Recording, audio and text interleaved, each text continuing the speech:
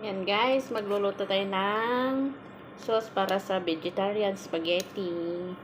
Ito, 4 pieces of onion, tomato, and tomato can, and the tomato paste. And then, 1/2 cup of oil, 2 teaspoons of salt, 3 leaves of bay leaves, pepper, oregano, and basil, garlic. Let's cook for the onion.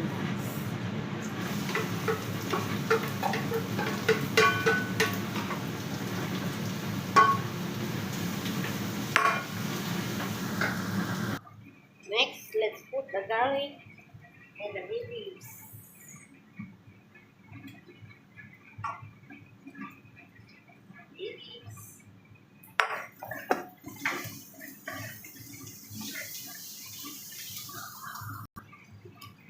Next, natin ilagay ang kamatis.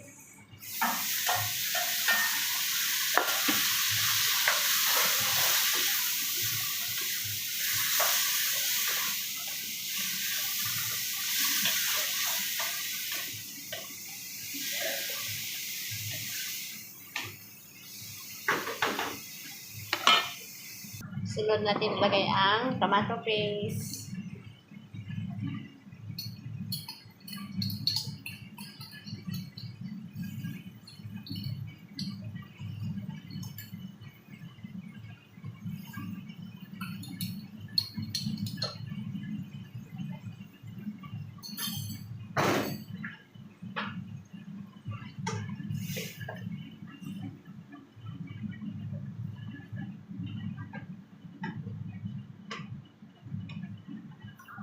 Sunod natin lagay ang tomato can na yung pulpya. Yan guys. Natin.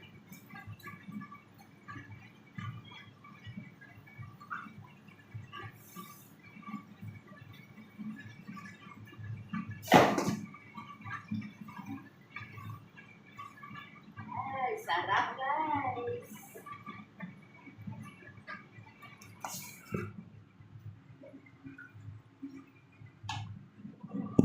Next is yung herbs, paminta at saka salt. Lagyan natin yung sabay-sabay.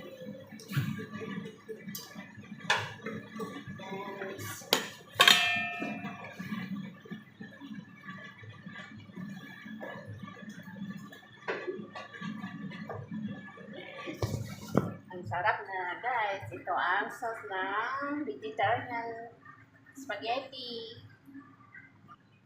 Thank you for watching my video. Follow, like, and share guys. Thank you. Bye-bye.